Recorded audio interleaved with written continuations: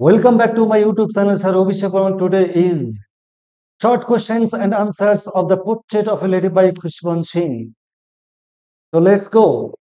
The first question: how was the author's grandfather portrayed in the portrait of a lady? অর্থাৎ লেখকের ঠাকুর দাদাকে এই portrait of a lady গল্পে কিভাবে চিত্রিত করা হয়েছে চলো দেখি The portrait of the author's grandfather was hung above the mantelpiece in the drawing room.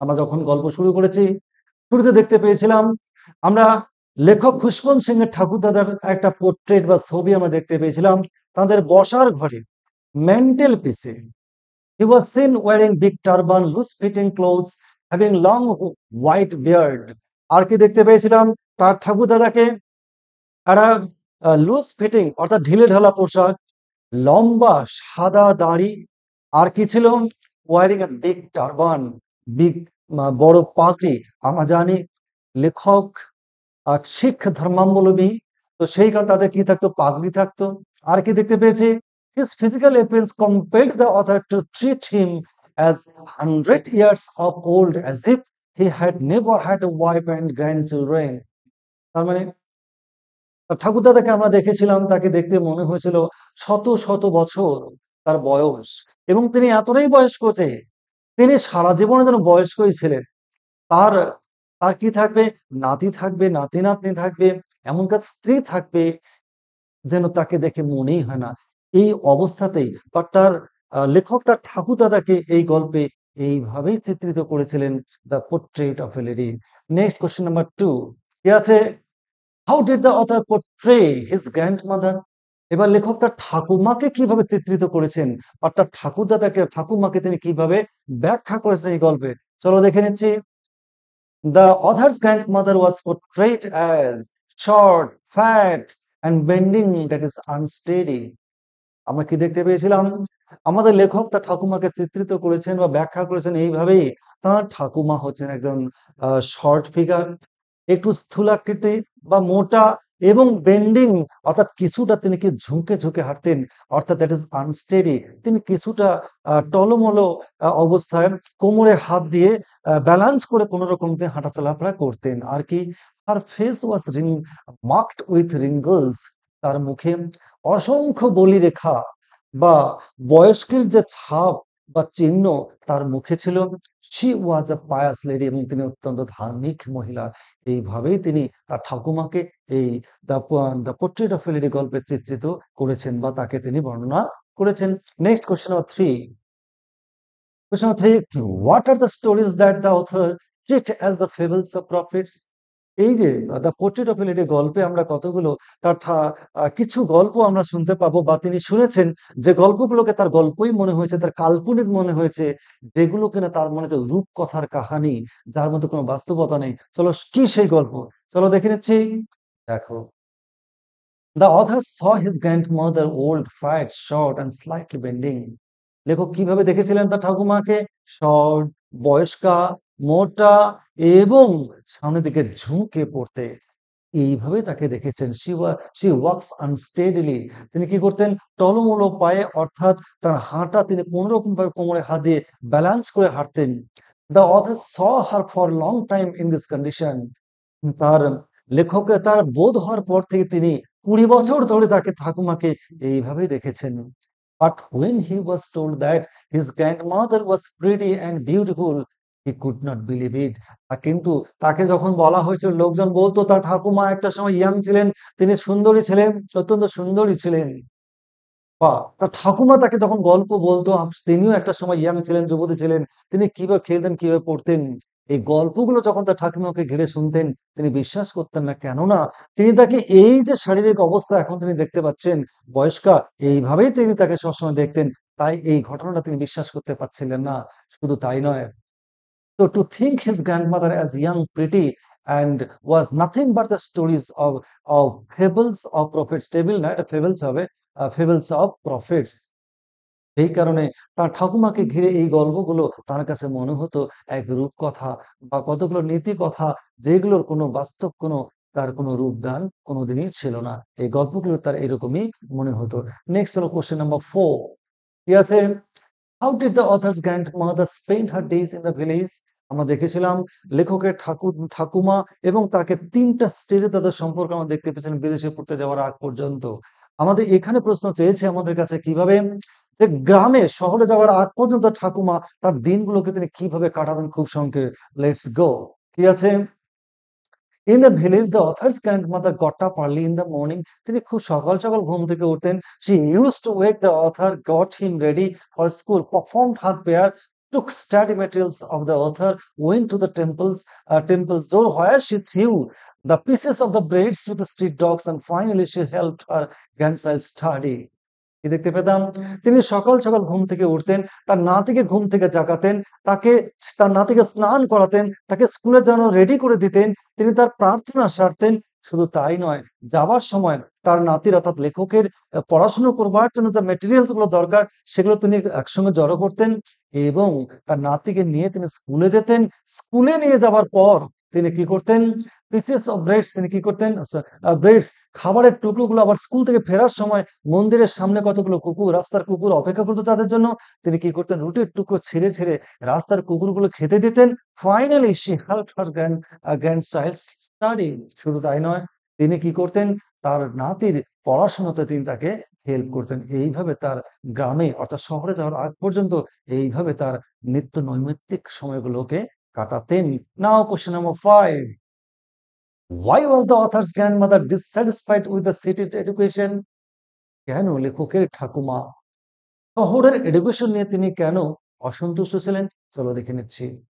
He, the grandmother of the author was dissatisfied because her grandchild was not taught about God and scriptures. আমরা জানি গ্রামের স্কুলে তাকে লেখককে কি শেখানো হতো? Gods and goddesses. শুধু তাই নয়, স্ক্রিপচার বিভিন্ন হলে ধর্মীয় গ্রন্থ পাঠদান করানো হতো। তো কিন্তু যখন তিনি জেনেছিলেন শহরে যাবার পর ইংলিশ মিডিয়াম স্কুলে যাবার পর তাকে এসব কিছুই শেখানো হতো না। তাকে এমনকি তাকে ভগবান বা দেবদেবী বা ধর্মীয় গ্রন্থ কোনো বিষয়েই তাকে পাঠ করানো হতো না বা শেখানো হতো না। ইনস্টিড তার পরিবর্তে the city school taught him physics, chemistry, western culture and English language. যখন তিনি জানতে পেরেছিলেন শহরের স্কুলে তাকে শেখানো হতো কিসে? ফিজিক্স, বিজ্ঞানের বিভিন্ন পার্ট, মানে ওয়েস্টার্ন কালচার, সংস্কৃতি এবং ইংলিশ ল্যাঙ্গুয়েজ। এই ঘটনাগুলো তাকে ভীষণভাবে তাকে কি করেছিল? ডিসস্যাটিসফাইড, অসন্তুষ্ট করে তুলেছিল। আমরা জানি এখান থেকে আরো অনেক কোশ্চেন হতে পারে। কিভাবে আমরা what do you come to know about the city school and the village school? How would you differentiate between city school and the village school? এই রিলেটেড অনেক কোশ্চেন হতে পারে যার উত্তর কিন্তু আমরা এখান থেকে পেয়ে যাব। Next question number 6. What was the author's grandmother's happiest moment in the city? শহরে তিনি গিয়েছিলেন তার ঠাকুমা, তার লেখকের ঠাকুমা তার নাতিকে নিয়ে শহরে গিয়েছিলেন।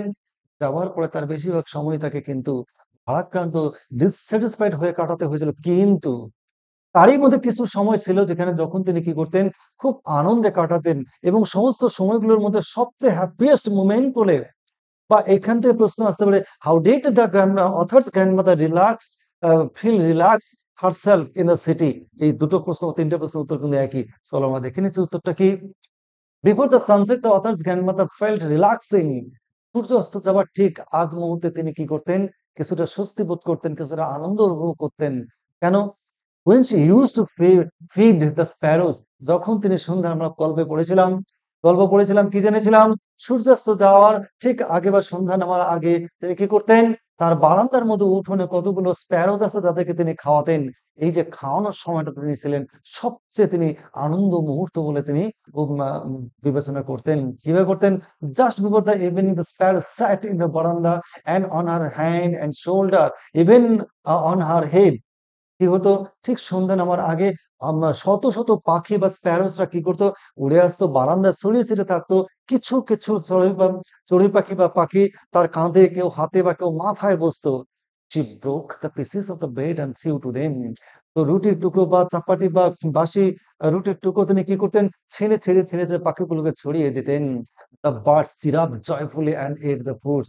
এগুলো সুন্দর আনন্দে মুখরিত করতো, কলরবে কিচিরমিচির করতো এবং তারা খাবারগুলো খেত আনন্দ সহকারে। She felt very much satisfied doing this and felt relaxing. এই দৃশ্যটা তাকে খুব আনন্দ দিত।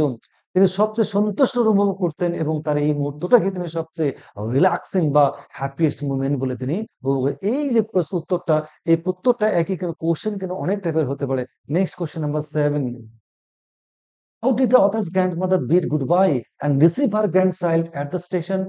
কিভাবে লেখকের ঠাকুমা স্টেশনে, বিদেশে পড়বার যাওয়ার আগে স্টেশনে তাকে বিদায় জানিয়েছিল এবং স্টেশনে পড়াশোনা শেষ করার কিভাবে তিনি রিসিভ করেছিলেন।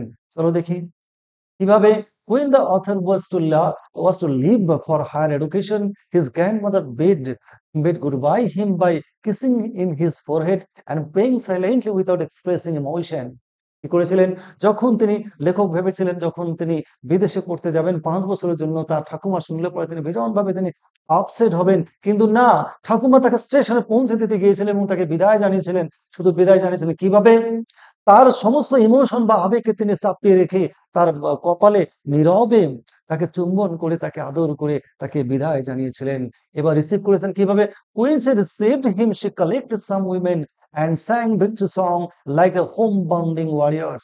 শুধু তাই নয়, 5 বছর বাদে তিনি যখন লেখক ফিরছিলেন, তিনি ভেবেছিলেন কি তিনি যখন আসবেন তার ঠাকুমাকে তো অনেক পরিবর্তন তিনি দেখতে পাবেন, কিন্তু না, তার লেখকের ধারণাকে মিথ্যা প্রমাণ করে তিনি তাকে উপস্থিত হয়েছিলেন স্টেশনে তাকে রিসিভ করবার জন্য। শুধু রিসিভ করেননি, গ্রামের বা শহরে তার এরিয়ার কিছু মহিলাকে কালেক্ট করবার পর একটা পুরনো ড্রাম বাজিয়ে তার নাতিকে, যেমন ভাবে যোদ্ধারা যুদ্ধ জয় করবার পর ফিরে আসলে তাকে যেমন সংবর্ধনা দেওয়া যায়, ঠিক একইভাবে তার নাতিকে তিনি সেইভাবে রিসিভ করেছিলেন। এই উত্তরটাও কিন্তু অনেক প্রশ্নের উত্তর। নেক্সট কোশ্চেন নাম্বার 8, ঠিক আছে। Do you agree that the author's grandmother was a kind hearted woman? তুমি কি ভাববে যে লেখকের ঠাকুমা কি একজন খুব পায়াস বা খুব ধার্মিক মহিলা ছিলেন? চলো দেখে নিচ্ছি উত্তর। Yes, I do agree with that. The author's grandmother was a kind-hearted woman. হ্যাঁ, আমি অবশ্যই বিশ্বাস করি যে লেখকের ঠাকুমা ছিলেন একজন অত্যন্ত দয়ালু, অত্যন্ত সহৃদয়মান ম্যান। কেন? She used to feed the street dogs at the time of returning from the village school. তিনি কি করতেন? প্রতিদিন স্কুল থেকে, গ্রামের স্কুল থেকে ফিরবার পথে মন্দিরের গেটের সামনে কতগুলো কুকুর অপেক্ষা করতো, তাদেরকে তিনি কি করতেন? প্রতিদিন খাবার নিয়ে যেতেন। তাদেরকে তিনি আনন্দ করে খুব জয়ফুলে তিনি কিন্তু খাওয়াতেন। In the city she use to feed the sparrow. শুধু তাই নয়, শহরে যাবার পরেও তিনি কি করতেন? তার দুঃখময় বিষাদময় সময়ের মধ্যেও তিনি আনন্দ উপভোগ করতেন। বারান্দায় সন্ধ্যার আগে কি করতেন? ওই স্প্যারোস গুলোকে খাইয়ে দিয়ে তিনি কিন্তু আনন্দ উপভোগ করতেন। Lastly she sincerely looked after her grandchild Khushwant Singh. তাই নয়, তিনি কি করেছিলেন? তার নাতি, তার নাতিকে প্রতিদিন কিন্তু অত্যন্ত যত্ন করতেন এবং শুধু তাই নয়, তার পড়াশোনা হেল্প করতেন। এই ঘটনাগুলো প্রমাণ করে খুশবন্ত সিং এর ঠাকুমা একজন অত্যন্ত kind hearted woman. Next question number 9, justify that the author's grandmother was a pious lady. তুমি প্রমাণ করো যে লেখকের ঠাকুমা একজন ধার্মিক মহিলা ছিলেন। চলো দেখে নিচ্ছি। The author's grandmother was a genuinely pious lady. অবশ্যই একজন খাঁটি একজন ধার্মিক মহিলা ছিলেন। কেন? She almost all the time use to pray God. তিনি প্রায় সর্বত্র সব সময় তিনি কি করতেন? মালা জপতেন আর ঈশ্বরের নামে তিনি কি করতেন? প্রার্থনা করতেন। Every day she went to school with her grandchild and attended in a temple where she read the scriptures. প্রতিদিন তিনি কি করতেন? তার নাতিকে স্কুলে নিয়ে যেতেন, মন্দিরে বসিয়ে দিতেন এবং তার পাশে মন্দির ছিল, সেই মন্দিরে বসে তিনি কি করতেন? ধর্মীয় গ্রন্থ পাঠ করতেন। She was deeply shocked when she came to know that Krishna was not taught about God and scriptures.